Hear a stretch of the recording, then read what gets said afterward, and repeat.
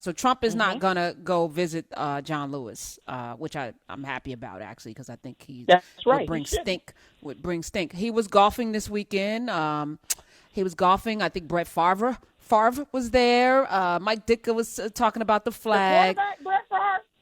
Yeah, he was golfing with him, and he was, bragging about his golfing. Meanwhile, COVID-19 is taking out more Americans. I think 1,000 more deaths over the weekend. I'm not comfortable. I can't sit here on these airwaves and say that Donald Trump is going to lose in November, and I'm sad about that, because I also feel if he loses, he's still not leaving. Sheryl Underwood and I'm looking at the white women, and I'm saying, they're at the crux of everything, like that can make or break this country in terms of their vote. What are you seeing?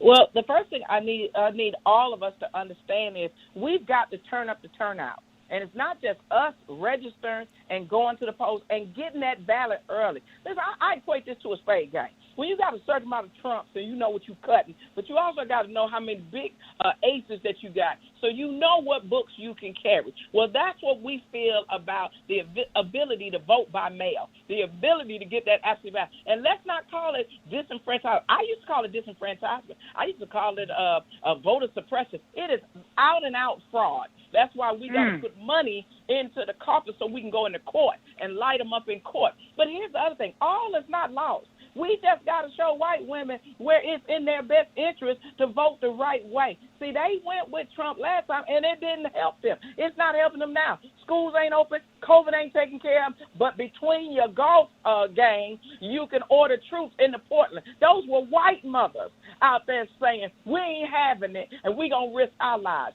Those are white women with their babies.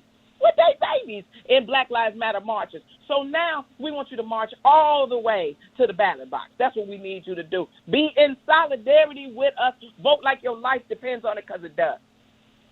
Amen. I can agree with that part. I can agree with that part more. Like I feel, every time I see what's going on in Portland and the way that those stormtroopers are beating white folks' asses in the middle of the street, that needs to be on TV every single night. That image needs to be out there, because what I can tell you that America may vacillate on its empathy as it relates to black folks or Hispanic people or even people who are handicapped or differently able, but America has been consistent in its empathy for white women. And so putting those images of those white women and those mothers getting their ass beat in Portland by government-sanctioned soldiers. That's right. That's where we are, white America, and that's the reconciliation. Yeah. That's the idea that white America has to start to reconcile for itself. Is that that's right? I know that you've seen all of this that has happened to black folks, and they locked up Hispanic children, and they locked up babies on cages. They are getting ready to send your white, blonde-haired, blue-eyed babies back to school to keep this economy open. Back into classrooms, and all white people can't afford to get social bubble education for their children, right? Thank you. Or private education. So white moms, you better look at Portland. They beating y'all asses, and they're getting ready to send your precious babies back into those classrooms as well, with the corona still thriving. And kids do die from coronavirus. It's a reconciliation that white America has to start to see with what America's promise is versus what America actually is, and what it has the potential to be positively or negatively if we continue down this path where lives do not matter writ large. And while we're reminding them about that, I think what you said, Ms. Underwood, is so key, because at the same time, while we're looking at this hand, we're looking at the books, we're looking at what we can cut, we're looking at our strategy. If you have access to early voting, go the first day. If you have access to vote by mail, don't wait until the deadline, because we already know that there have been people put into positions of power to slow mail down. We know that the mail no longer can even guarantee the dates and the times that your packages are going to be arriving. Don't wait until the last minute. Mail it in. You get it, fill it out, mail it in.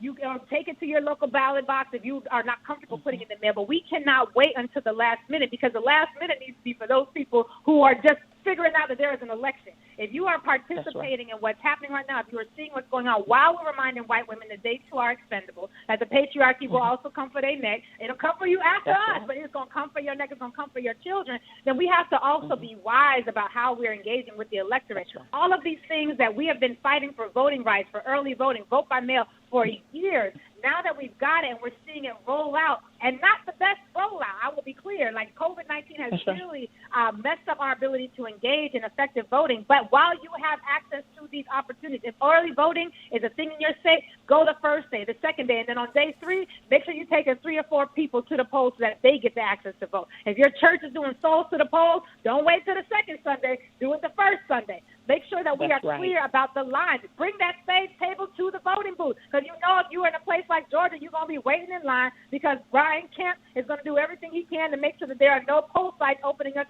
Bring the stage table, bring the electric slide, bring some snacks, bring some juice, bring some chairs, bring some crayons and coloring paper for the babies to color while they're waiting, because we are going to have to commit to making sure that we don't just squeak over the line of winning. We need to make sure it is a complete and total blowout, so that there is a mandate, and not just at the presidency level, for every Senate position, for every Congress position, your local elections.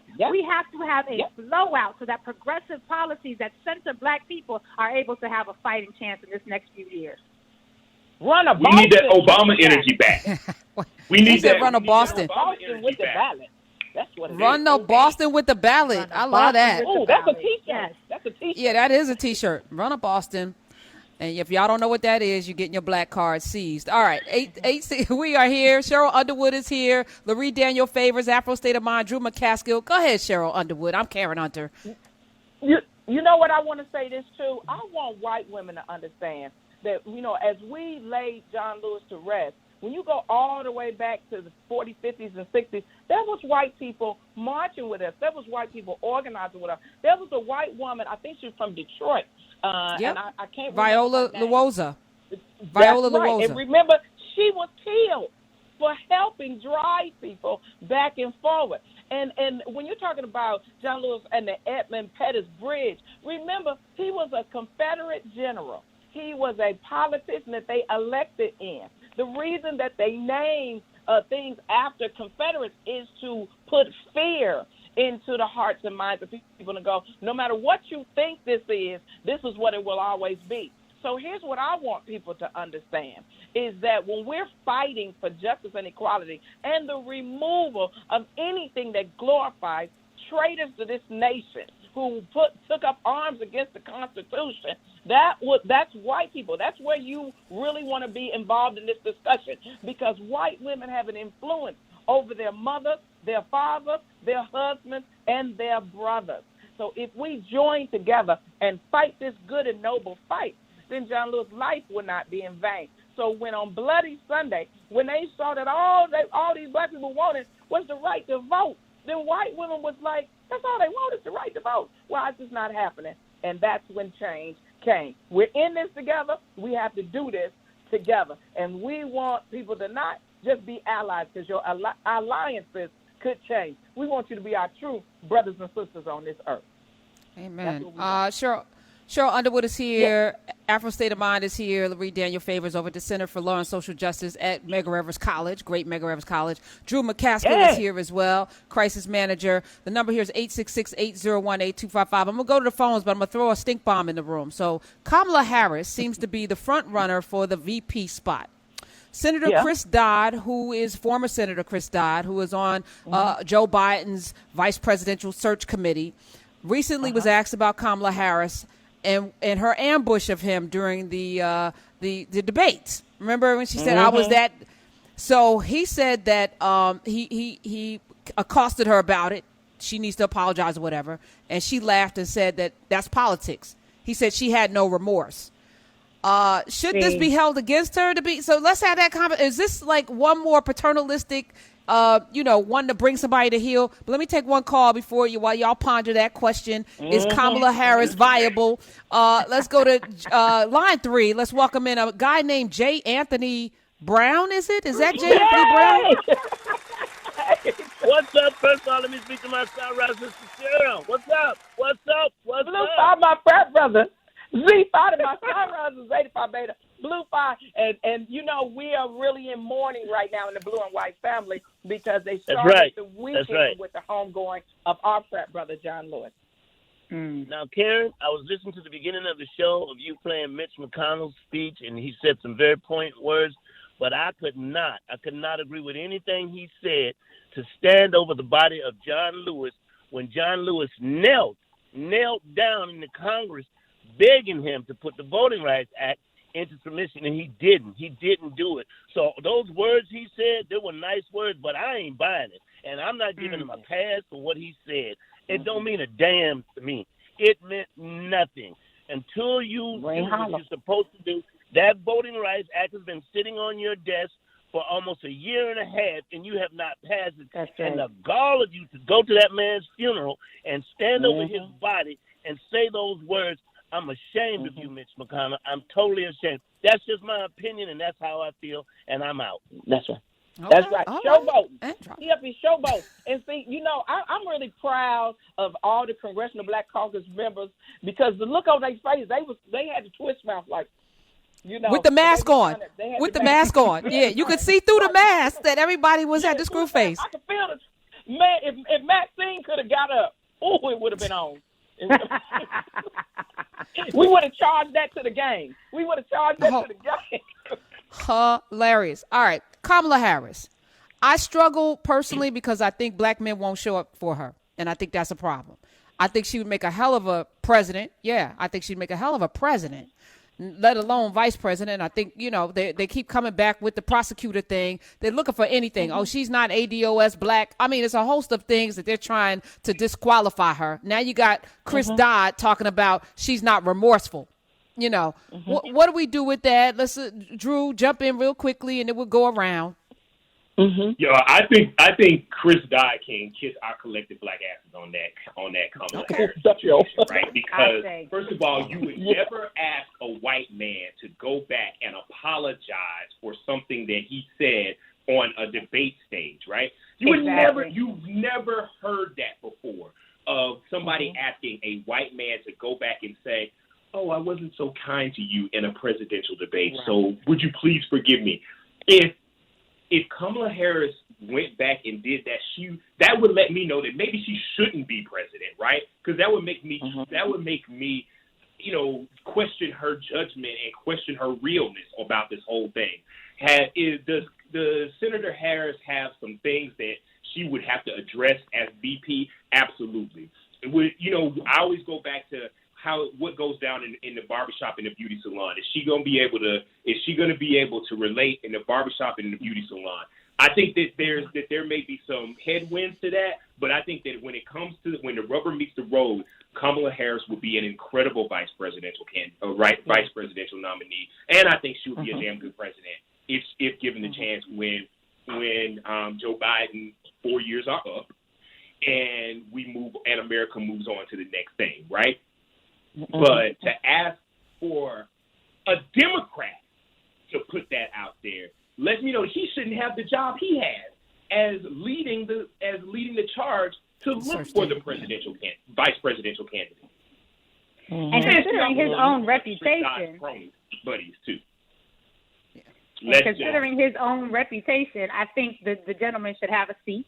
I think the reality is that as Drew said, you would never have asked another man to say that. But I think there's also a bit of not just misogyny, but misogynoir, right? Because not only are you asking a woman to do it, you're asking a black woman to demonstrate a level of humility that you would never ask a white woman, you would never ask a Brown, you would never ask anybody else to engage in some sort of mea culpa. Would you please forgive me, sir? Forgive me for being so uppity, successfully uppity, I might add, sir. That is. So I think not only is it anti-woman, there's also a sense of anti-blackness, like she did not occupy her proper space of deference. And so I say to that, Chris Dodd, you can kiss rocks. I do believe that Kamala Harris successfully did prosecute some of his colleagues in the mortgage fraud industry, so I don't know what type of personal motivations allegedly may have actually been arising in that space. But to the question of whether or not she could be viable, if there is a plan to address what we know is going to be the ADOS onslaught. The ADOS community was very clear that they do not rock with her.